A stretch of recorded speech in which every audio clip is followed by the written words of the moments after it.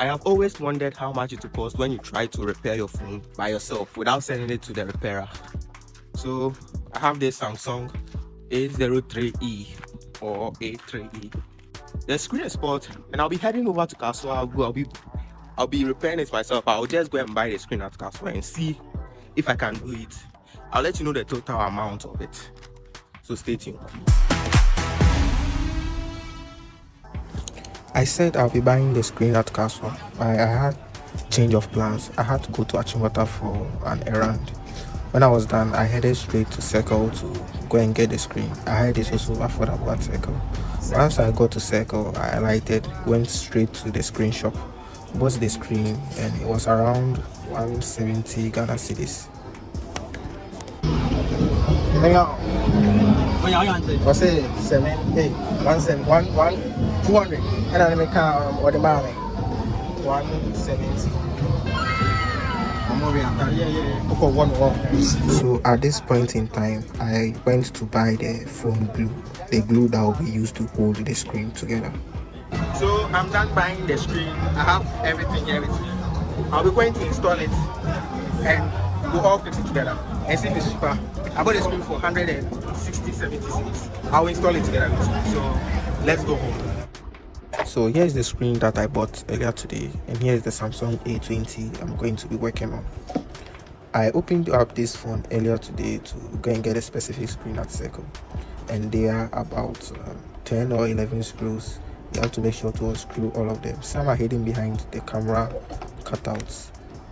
Once the phone is open, you just have to unscrew the 2 tiny screws at the charging ports. They are just 2, so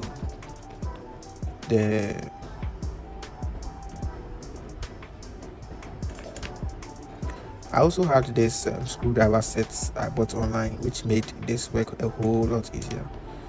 First of all, you have to unplug the power supply. So you will need a heat gun to heat up the screen to soften the glue underneath. But because this is a sports screen, you just have to pry it open. This is around 170 cedis, not factoring in workmanship. So the whole purpose of this repair is to remove the cost of workmanship and see if it is cheap or easier to do it yourself when you have the available tools. So before we attach the screen, we have to clean all this residue around, this glue residue, so we make sure it sticks.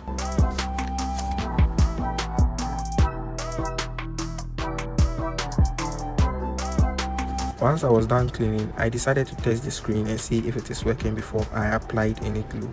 So I connected the screen flex cable and also the power cable, and I switched it on. So here we have the Samsung logo.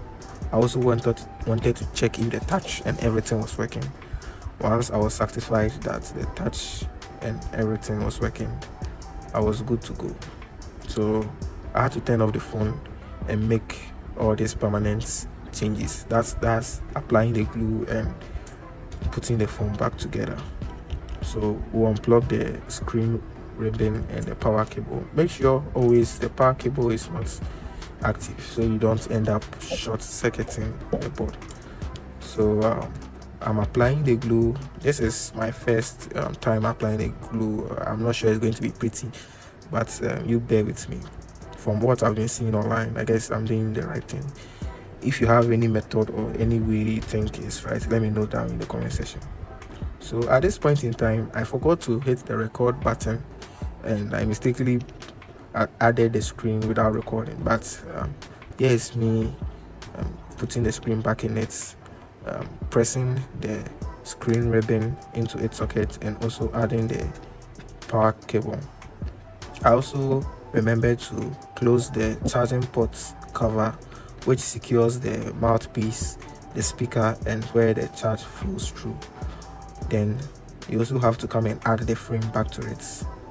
Bear in mind, this is my first time. I had no idea on what I was doing. I was just barely YouTube. So, and this glue job you see over here is not done by me. When I open the phone, that's how it is. So I had to screw all this together, and it was about 10 to 13 screws. And I guess after this I was done. So At this point, I added the phone glue back on the main back. I don't know if I was doing this right, but I just followed what the previous technician did on this phone. Just went to the layout, placed the glue where glue was supposed to go, and you have to make sure you place them very well so they don't come slipping outside. That's a technique to use. So when I was done, I just added the back cover and pressed it. You have to make sure that you press it tightly and there are no spaces in between. Then I got my rubber band, tied them together. There's a technique in tying the phone, otherwise you damage the screen. Get some 2 or 3 rubber bands, I tie them together to make sure the screen and the back are fully compressed to allow the glue to work. At this point, I decided to turn on the phone to see if still it is working, and by God's grace, everything was working. And here's the old screen and here's the new screen on the modified phone.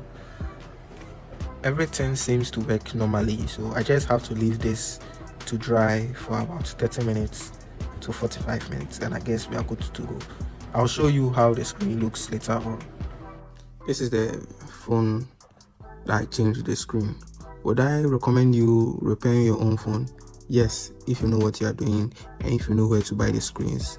But if you don't know what you are doing, you should just take it to the repairman to get your phone fixed. I already had the toolbox or the screwdriver set, and I bought the phone glue separately, so it all accumulates to the cost in which to repair your phone yourself. But it's once you buy this stuff, they are yours forever. So let me know if you consider buying or if you consider repairing your phone yourself.